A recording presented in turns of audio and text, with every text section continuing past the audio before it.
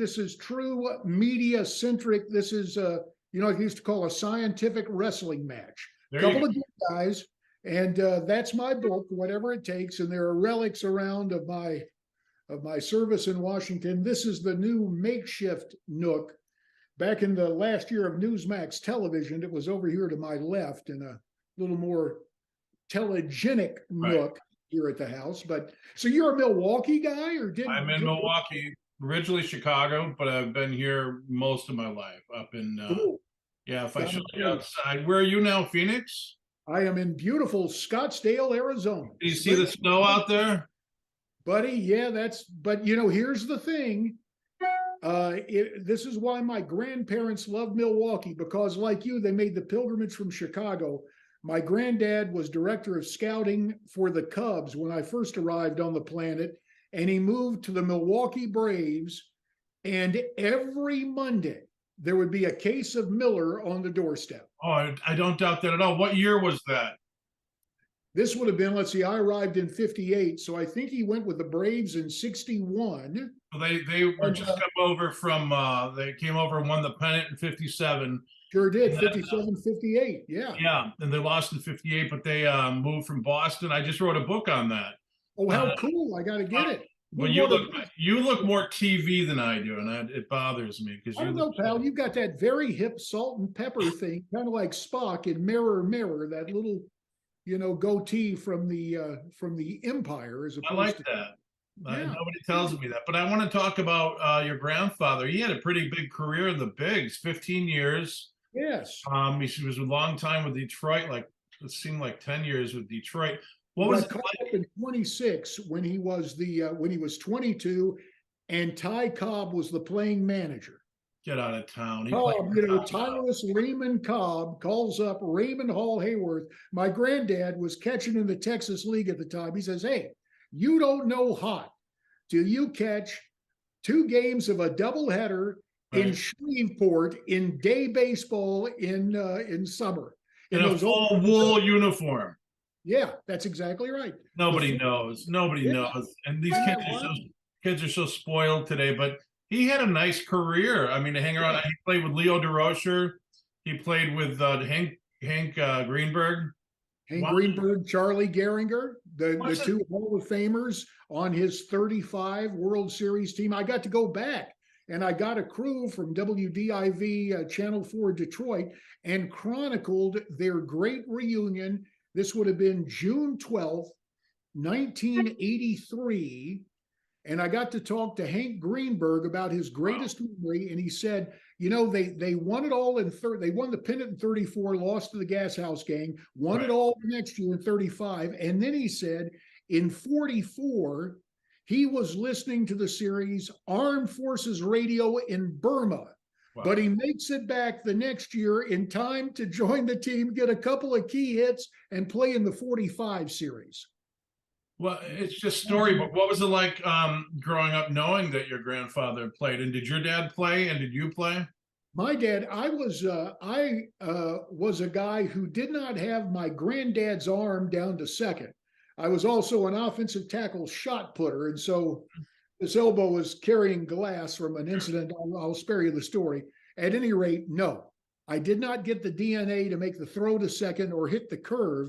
My dad was not a great athlete per se, but by osmosis, by hanging out when my granddad managed the Fort Worth Cats and won the Texas League after the war with a young outfielder by the name of Edwin Snyder.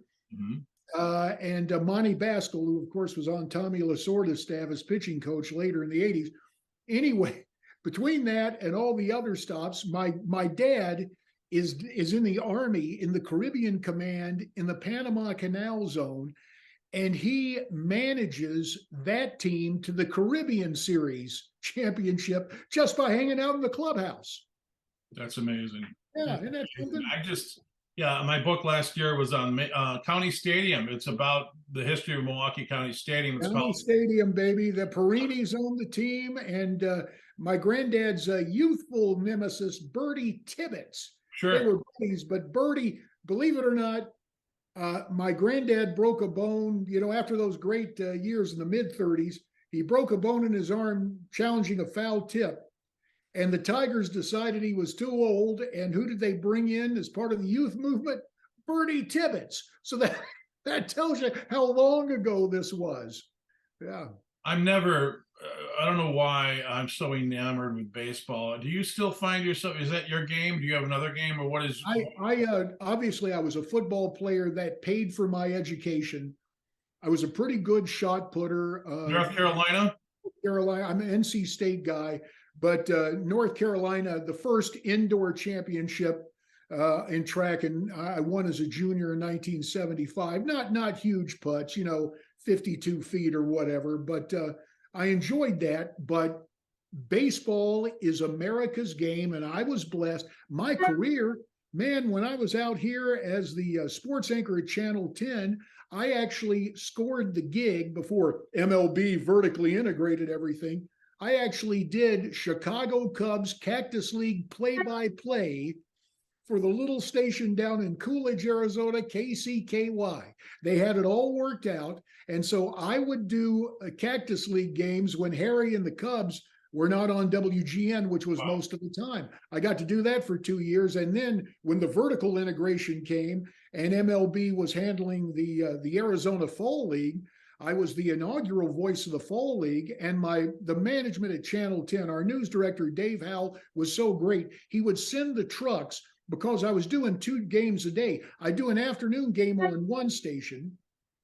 They get the truck to the place for the nightcap, so I'd be able to do my sports in either location, around the Fall League schedule. So I love baseball on the radio. There is no better game for pacing, for communicating, for sharing just the Americana and the everyday experience of baseball, which separates it from every other game. You're playing every day. Yeah. And you're playing a game that its very nature allows huge guys like Frank Howard and Randy Johnson to excel, and smaller guys. You remember Freddie Patek, the Boston shortstop, and then with the Royals, I believe he was a middle infielder. Yeah, so you get everybody in that game based on eye coordination and certain talents that eluded me, but I truly enjoy it as a fan, and I love doing it on the radio. Great fun. But you did both? You did television as well? Yeah. Tell me a little bit about the difference in terms of how you handle the broadcast. Well, radio is a much more intimate medium. Mm-hmm. Television is like a stage play or movies. Makeup, lighting. To get to the conceit, I take off my glasses, I need these cheaters now to read, but television is more of a formalized presentation for newscasts, for interviews, for all of that. Radio, for example, I just got a call or I just got a text this morning. I was in another Zoom meeting. I've got to prepare to go do afternoon drive at the Salem News Talk station here in Phoenix, KKNT. Sure. It'll be a more intimate thing. I'll observe basic hygiene, but I won't have to have on makeup. Radio is an intimate medium where it's you and me.